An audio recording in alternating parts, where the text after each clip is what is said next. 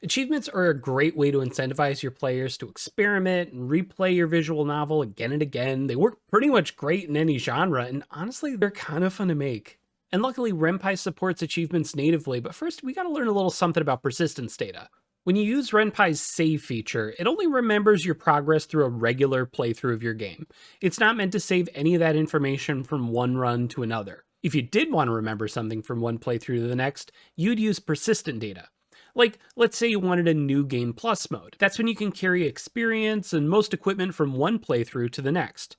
You'd want your game to not only remember the user played through to the ends, so I will unlock New Game Plus, but you'd also want it to remember this is how much experience the user had, and these are the items the user had. To do that, we'll save variables as normal using a $sign, so Ren'py knows this line of code is a Python statement, and then setting a variable equal to a value.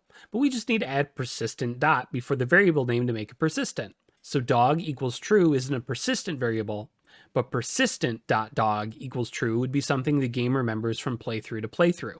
If you ever want to test your game and need these persistent saves cleared, just press the delete persistent button on your Ren'py actions section. Easy peasy. So achievements are just another form of persistent data, but they just have a few extra features. To give a player an achievement, set a line of code as a Python statement with a $sign, then type achievement.grant, and then in parentheses, in quotes, the name of the persistent variable. There, achievement granted. To make sure it worked, we'll make a conditional statement that tests if the achievement test has been granted, using achievement.has with the achievement name in parentheses and quotations. If it works in game, the dialog will say it worked. You can only ever grant an achievement once, but if you wanted a user to clear their achievements, you can clear all the achievements by using achievement.clear_all and then just two parenthesis marks. Or if you just want them to remove a specific achievement, you'd use achievement.clear and then in parentheses and quotes, the name of that achievement. But what about achievements that need a user to do a certain action a certain number of times before they're granted the achievement? For that, we need to register the achievement first. Under initialize Python, we'll write achievement.register and then parentheses and quotes the variable name, followed by state_max equals a number, also in those parentheses. We want this number to be the number of times a condition is met before the achievement is granted. You can register other achievements as well, but I haven't found it makes a difference outside of this one context. So let's say we wanted the user to click this button 4 times in one playthrough before they get the achievement. First, we'll use achievement.clear to make sure that the achievement progress on just that achievement is reset each playthrough. Then, inside the loop, we'd say achievement.progress, followed in parentheses by the name of the variable and the number of units completed towards that achievement. Since I'm setting this in a looping menu, I'll set that second number to be another variable, total_clicks, and make that variable go up by 1 in every loop. And there we go. 4 clicks and we have an achievement. If you want an achievement that progresses in number between playthroughs, you'd simply set that original variable to be persistent. And just in case you were wondering what happens when we set the second number in that achievement.progress thing to just a regular number and not a variable, we'd basically be stuck in a loop where that achievement is stuck at 1 this entire time. So stick with the variables. Now, if you wanted to go the extra mile, you could throw in an achievement screen in your game or even a pop-up that appears whenever the user is granted an achievement. But if your game is on Steam, you might as well use the tools Valve's given you, right?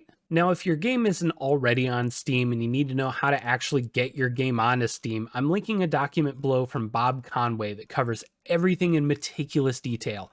I highly suggest you bookmark it. I'm definitely referring to it next time I put a game on Steam. But once your game's actually on Steam, adding achievements is actually kind of fun. So first thing, we need to install the Steam libraries into Ren'py. You're going to go into Preferences, Install Libraries, and then press Install Steam Support, and you'll see I already did that. Then to set achievements so Steam sees them, we'll add a little line after each granted achievement.